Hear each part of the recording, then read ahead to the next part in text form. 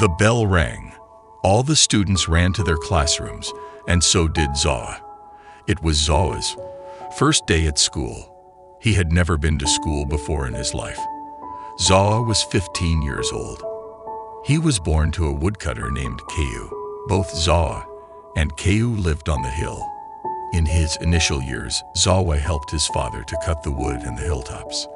This wood was sold on the city to run their family and also to keep them warm in their hut. Due to extreme poverty, Kayu could not afford to send his son to school, although he dreamt of it always.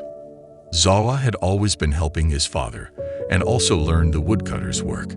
He was perfect to sharpen the axe and hit the tree at the right spots. He never had friends and never had been to the city. From his birth till now, he was only cutting trees and carrying wood. One day, Kayu told Zawa about his plans to send him to school. "What is the school?" I asked Zawa. Kayu left and pointed to the red building down the hill. "That is the school, and you will get education there. With education, you will become intelligent and find better work than this," replied Kayu. Not sure Zawa understood what his father meant. He just nodded to blank yes. He had no idea if there exists a better work than cutting and carrying wood, as he had never seen any, while living at the hilltop. So one day, Zawa was sitting in the classroom with all the new kids. The teacher entered the room and everyone greeted. In respect, Zawa did as the others did. The teacher announced that today, every student had to tell the whole class what their ambition in life was.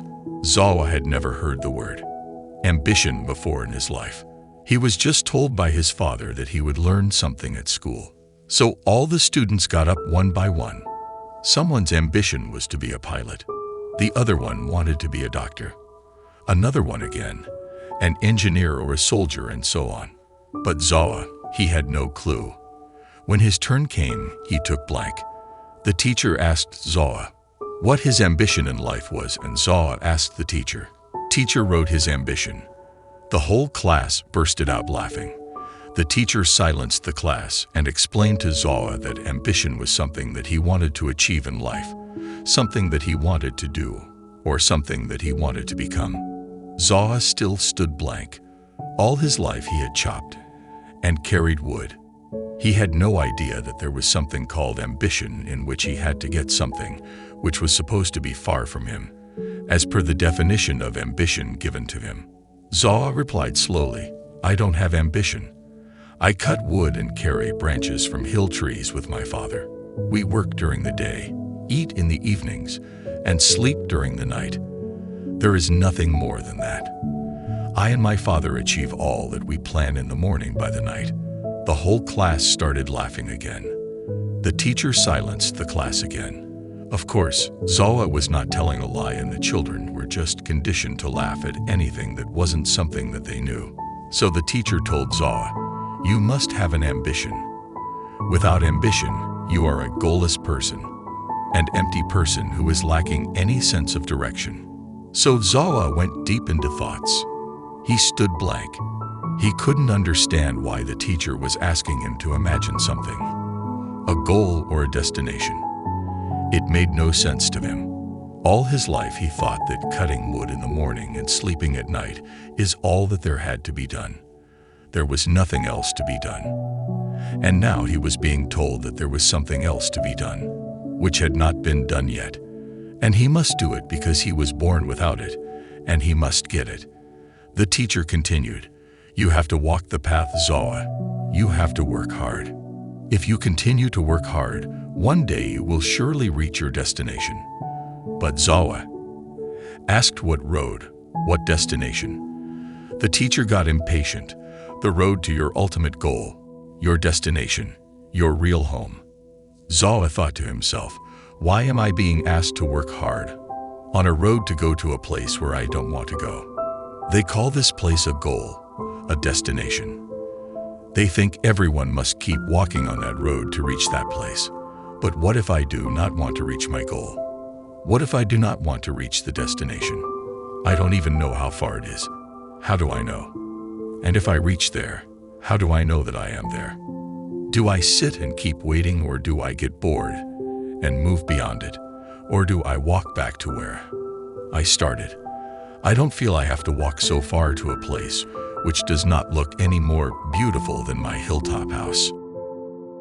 Is it compulsory for everyone to walk to their goals? What about people who choose not to? Are they called directionless? But what does it matter if someone is already at its destination? Is that a horrible idea to be at your destination without walking a path of difficulty and pain? The students kept giggling as Zawa looked immersed in his thoughts. The teacher continued, "Zawa, you don't have any goal." "Yes, I do," Zawa replied suddenly. There was a big smile on the teacher's face. His student finally had gotten the message. "So what is your ambition? What is your goal? What is your destination, Zawa?" The teacher asked with curiosity.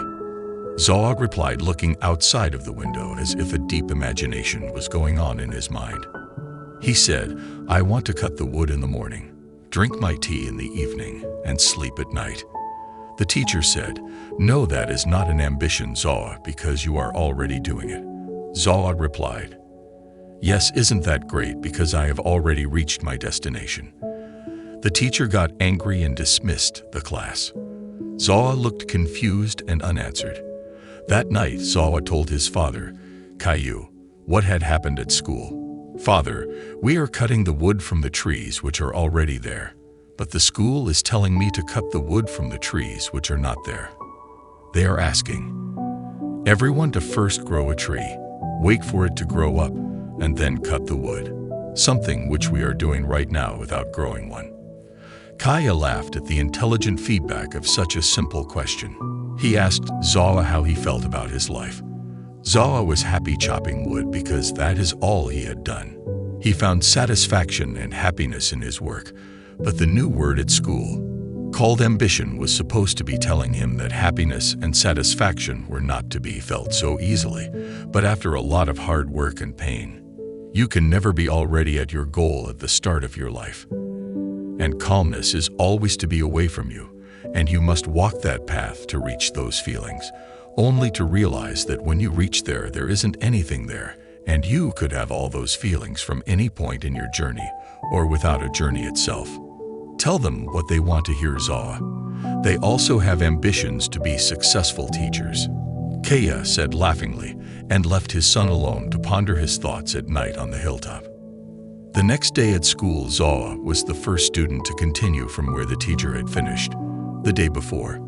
"I thought about it, and I feel I want to be a doctor," said Zawa. The teacher gave a big smile and clapped for Zawa as he took his seat, and the class continued. Zawa looked out of the window. He saw it was raining and gray clouds scowled in the sky. The clouds never moved in one direction. They just moved. The rain did not fall in any direction. It just rained. The grass didn't grow in any pattern. It just grew. None of these elements in nature looked as if they had a plan. They were just being themselves, true to their real nature. Then he saw a gardener cutting the grass into a beautiful design to give it a shape. He realized that humans couldn't live with nature without changing it. And humans themselves are a part of that nature, ironically. You've seen life in your life. Is there really a path for you to walk? Is there a goal for you to reach? Are you cutting the grass in a design? Are you just letting the grass of life grow? Are you letting the rain of life rain? Are you letting the tree of life grow? It's okay to have ambitions, and it's okay to be happy where you are right now. Life is continuously evolving. New things are discovered. New ways of life are discovered. Every day, every second. In this universe, this is there to do motivation. Stories. Thank you so much for watching, and stay blessed.